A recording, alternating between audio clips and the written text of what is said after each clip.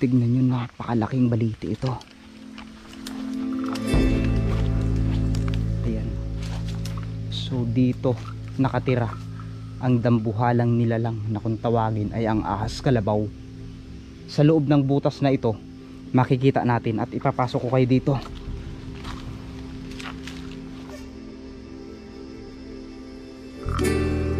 Grabe, may sumitsit sa akin.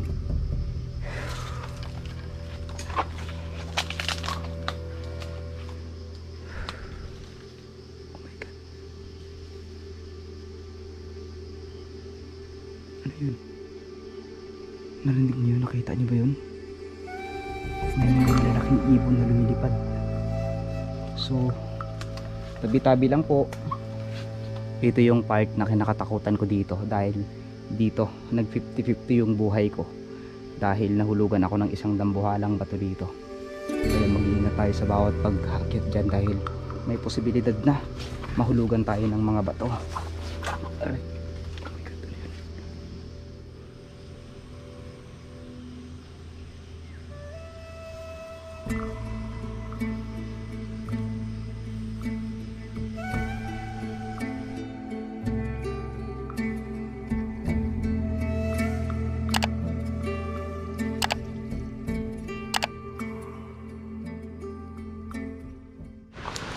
Nakikita nyo ba yung dambuhalang balete na yan?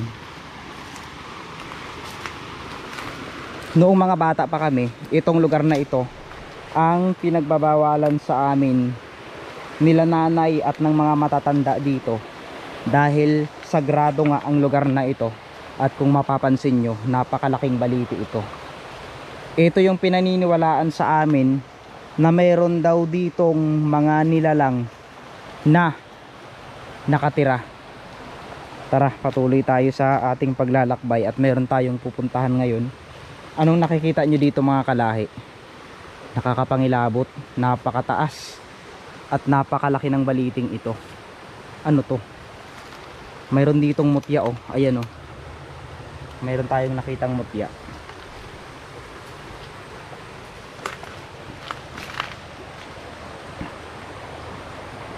Ito yung sapa na dinadaluyan ng tubig na kung mapapansin nyo, talagang ibang klase ang mga tubig dito.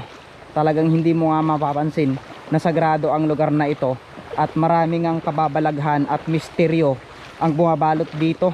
Dahil kung alam nyo lang, ang lugar na ito ay isa rin sa dinaluyan ng bangkay ng isang taong nalunod, dahil tumawid lang dito sa hanggang tuhod na tubig na ito. Yun nga ang sabi nila, na nalunod siya sa parting ito. So kung papansinin nyo, napakababaw lang tignan, pero sabi nila mayroon daw ditong mga engkantong nagbabantay sa lugar na ito, at kapag hindi ka nga daw niya gusto ay kukunin ka niya at mamamatay ka na lang. Tignan nyo. Ayan, oh. Grabe, ang lalaki dito ng mga balete. Tignan nyo ito mga kalahi. Gumagalaw siya pero walang gumagalaw sa kanya. Ayan, yan, oh. Gumagalaw pero kung mapapansin nyo, walang gumagalaw sa kanya. Walang hangin. Wala ka makitang hangin dito, pero siya gumagalaw, oh. Ayan, oh. Pahinto-hinto siya. Nung napansin ko siya, kusa na lang siyang tumahimik. Ay, tignan nyo, gumagalaw pa rin. Yan yung mga misteryo dito na ang hirap ipaliwanag. Kung mga taga dito kayo ay malalaman nyo yung mga kwento at kababalaghan ng lugar na ito. Tara, patuloy tayo. Grabe, malayo pa lang ako, kinikilabutan na ako sa mga batong ito. Parang mayroong tumutulak sa akin na lumayo na ako dito, dahil kung makikita nyo, blue siya, pero lampas tao po yan. Meron na ditong mga kaso na may mga sumabit na bangkay. Itong part na ito, tignan nyo mga kalahi. Anong napapansin nyo dyan? Ayan. May kakaibang amoy akong naamoy dito sa part na ito. Ayan, dito nila madalas nakikita noon yung babaeng umiiyak na kinakatakutan ng mga matatanda dito noong araw. Oh my god, ano yun? Mayroong patay na nilalang dito. Ayun oh. Mayroon ditong patay na nilalang na nakasabit lang. Ayun oh, para siyang sigbin. Pero wag na nating puntahan dahil nakakatakot. Kanina ko pa napapansin, parang may umaaninag sa akin dito. Kinakabahan ako. Hindi ko alam, parang may mga elementong tumitingin sa akin dito mga kalahi. So medyo malayo pa tayo sa ating pupuntahan, pero yung mga batong dinadaan natin, tila indikasyon na dito nakatira yung mga engkanto na nagbabantay dito sa lugar na ito. Yan, tignan nyo, kinikilabutan ako. Parang may mga tumitingin sa akin, mga nilalang. Grabe yan, tignan nyo. So kailangan nating dumaan dito. Iikot tayo doon, dadaan tayo sa mga matinik na lagusan para marating natin yung lugar na yun. Pinaniniwala ang tirahan talaga ng kapre yun. Dahil kung makikita nyo mamaya, abangan nyo ang vlog ko, makikita nyo talaga yung katotohanan at may mapapansin at mapapansin kayo. Dahil alam ko naman mga kalahi na sasamahan nyo ako sa pag-explore dito. Grabe. So tara, patuloy tayo. Grabe, o tignan nyo. Ayan, may mga butas dito. Para siyang may mga nakatirang nilalang. Ayan. Yan, puro batuhan na po yan. Parang pundasyon ng isang bahay. Sa part naman na ito, makikita natin tong mga, oh my god, wala tayong daanan. Be careful na lang tayo sa ating dadaanan ngayon dahil wala tayong daan. Kung makikita nyo naman. Ayan. So sa ngayon kinikilabutan ako kasi hindi ko alam kung ano yung madadatnan ko sa part na yun. Baka may mga dambuhalang ahas doon na nakatira.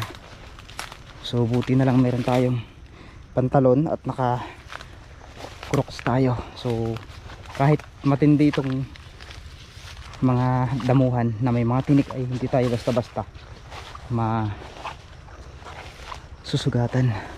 Pero be careful pa rin tayo dahil may mga matatapang at mga malalaking ahas na naninirahan dito.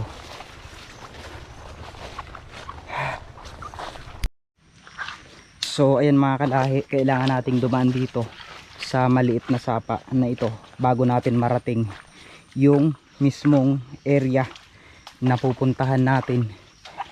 So first time kong pinuntahan ito nang ako lang mag-isa. May halong takot at kilabot yung nararamdaman ko ngayon dahil hindi natin alam kung ano yung mangyayari sa atin sa pagpasok dito. So isa lang ang ipinagdarasal ko, na sana maging safe ang pagpasok ko at wala tayong maengkwentrong mga matapang na nilalang dito. Grabe. Ayan, ano bang napapansin nyo? Yan yung mga dinadaanan natin. Tabi-tabi lang po. Oh, may nagsagot. May tao dito mga kalahi. May nagsagot sa akin. Oh, sabi niya, oh, tabi-tabi lang po. Narinig nyo yun? Parang sumasagot. Tabi-tabi lang po. Wala na. Tara.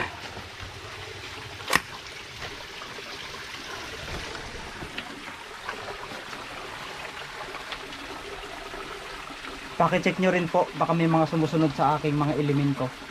Mga lamang lupa na hindi nakikita ng mga normal na tao lang. Ayan. Tignan nyo.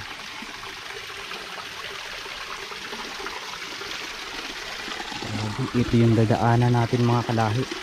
Ayan. Ito sa mga singit na to. Tignan natin baka may mga ahas.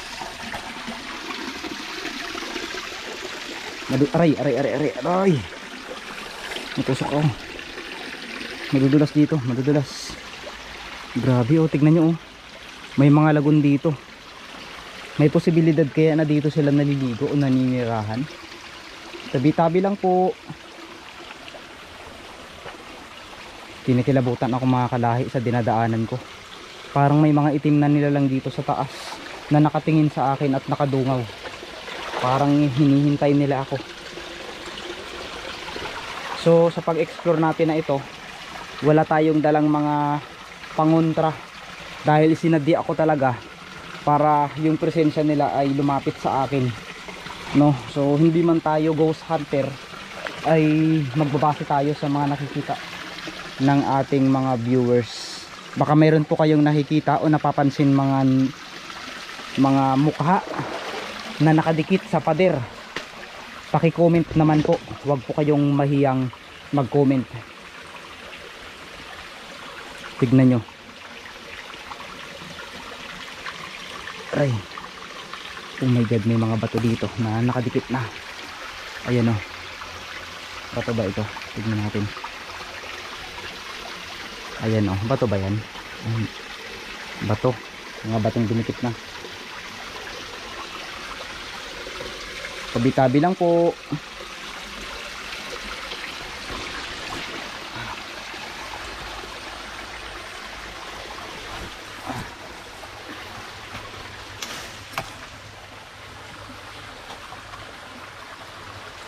Mukhang nandito na tayo mga kalayo sa ating pupuntahan. So abangan nyo. Medyo na kikinikilabutan ako sa part na pasukin ko ito ng mag-isa. Wala tayong pangontrang dala. Sinadya ko talaga ito para kung sakaling mayroong magparamdam sa atin ay welcome siya sa atin. Kaya siguro kanina ko pa nararamdaman yung parang mayroong tumitingin sa akin dahil napakadilim ng lugar na ito. Hindi siya basta-bastang puntahan ng mga taong mag-isa lang. At maraming nagsasabi na pugad din daw ito ng mga ahas kalabaw. So sa mga nagtatanong kung ano nga ba ang ahas kalabaw, yun yung ahas na dambuhala na kulay itim na nabubuhay daw ng 100 years. So sana kung nandito yun, magpakita siya. Galit na galit ang mga puno dito. Indikasyon na talagang matagal na ang lugar na to. Pero may liwanag na tayong nakikita dito. Tara. Tignan mo oh. Ayan oh. Tapos yung mga kinapitan nilang bato na nagtibag na siguro. So sobrang tagal na ng panahon. Ayun na. Mayroon namang daanan dito pero dito tayo, tabi-tabi lang po. Yan, tignan nyo mga kalahi, itong dambuhalang baliti na ito, siya lang yung kumakapit dito sa taas na yan. So subukan nating akyatin yan mamaya kung kakayanin natin mag-isa. I-challenge natin yung sarili natin kung kaya, pero kung hindi, wag na nating subukan. Ito na yung dambuhalang balete na bumabalot dito sa punong ito. Kung makikita nyo, ipakita ko sa inyo mamaya yung butas na pinagmumulan ng mga tunog na hindi maipaliwanag ng mga tao dito. Aray, wala pong pumupuntang mga tao dito, kaya kung makikita nyo, walang bakas, walang indikasyon na sinira itong lugar na ito. Dahil ang lugar po na ito ay pagmamayari ng mga engkanto. Papasok lang po sa inyong kaharian. Tabi-tabi lang po. Ako'y kinikilabutan. Parang ayoko nang tumuloy pero nandito na tayo.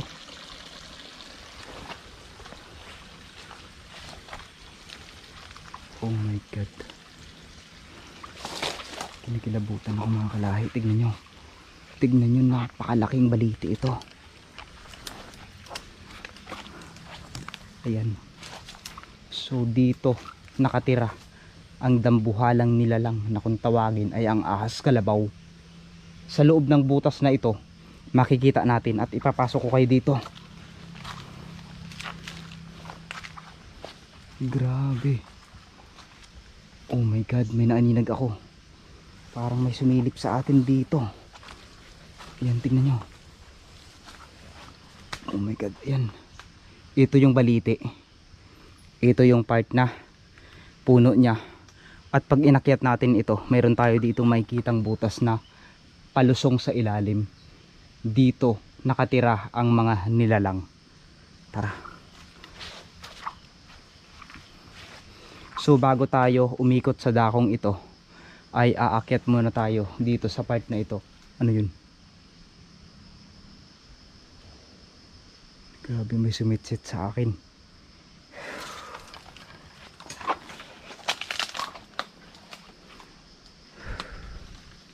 Oh my God.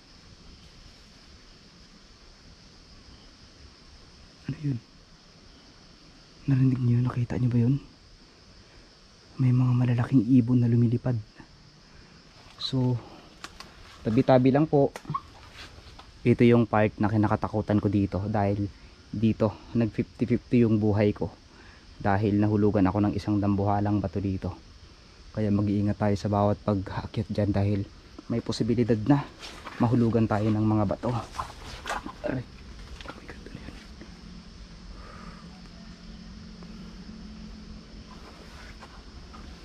Grabe. Ayan. Ayan yung itsura niya. Tignan nyo mga kalahay. Ang creepy, di ba? Tara.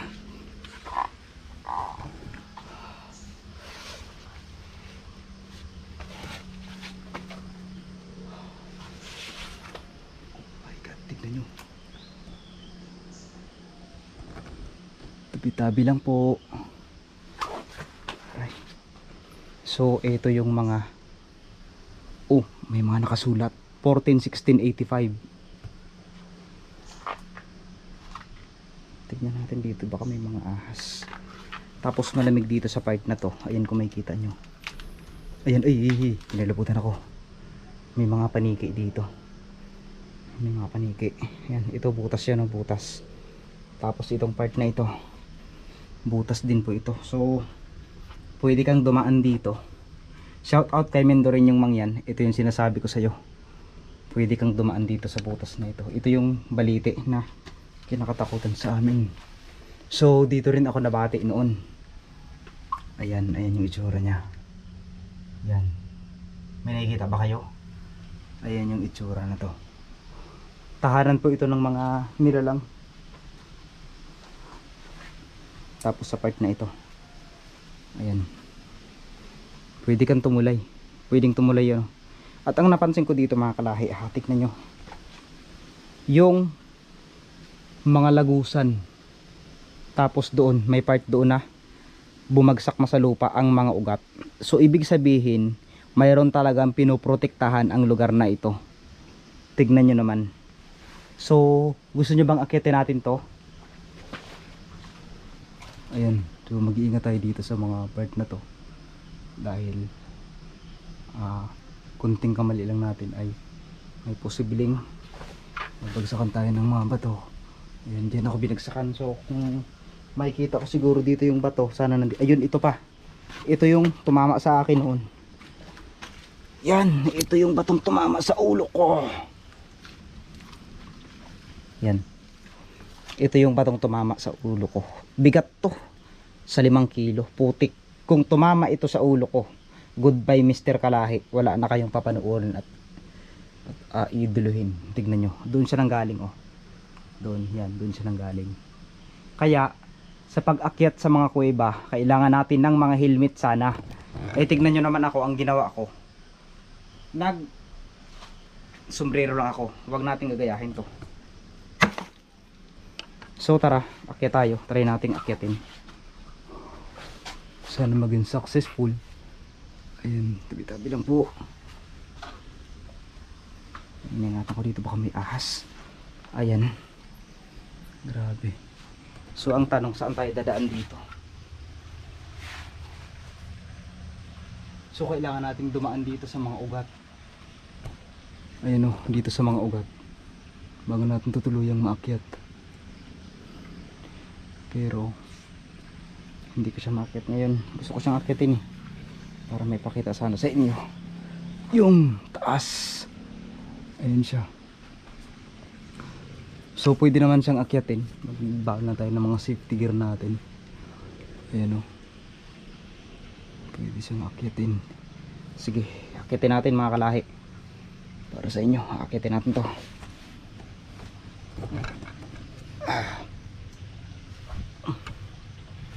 Yung pagbaba lang ang problema natin. So patayin muna natin ang ating camera. Okay,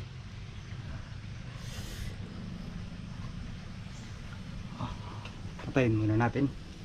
Pero mas maganda yung nakikita nyo eh, diba? Ito yung aakitin kasi natin. Yan, paakyat tayo dyan.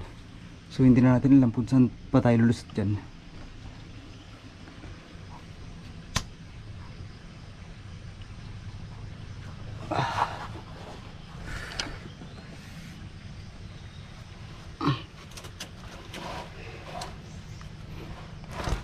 Lakas loob to.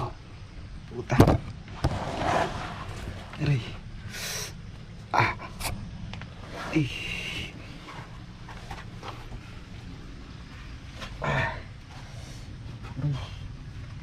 Ta.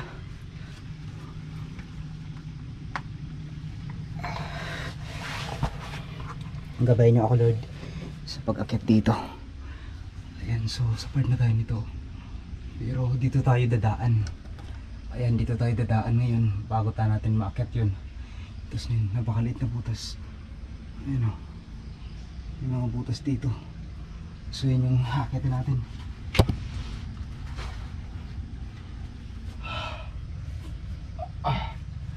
Matitibay naman ito mga kalahi, pero hindi ko lang sure kung maakyat natin na tuluyan. So sana.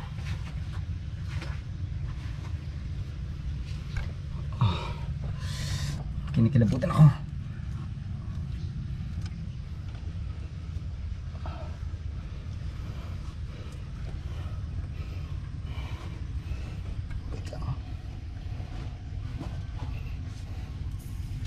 Grabe, hirap na hirap ako sa pag-akyat.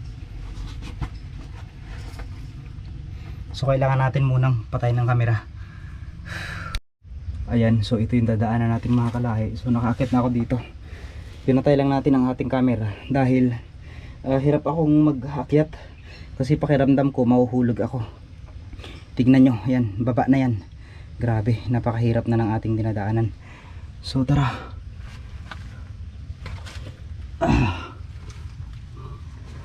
Aray. Ano? So ngayon, saan tayo dadaan?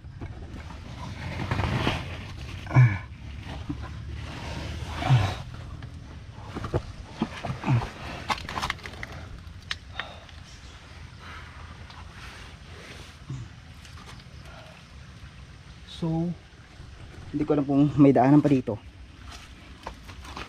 Aray. Oh my god.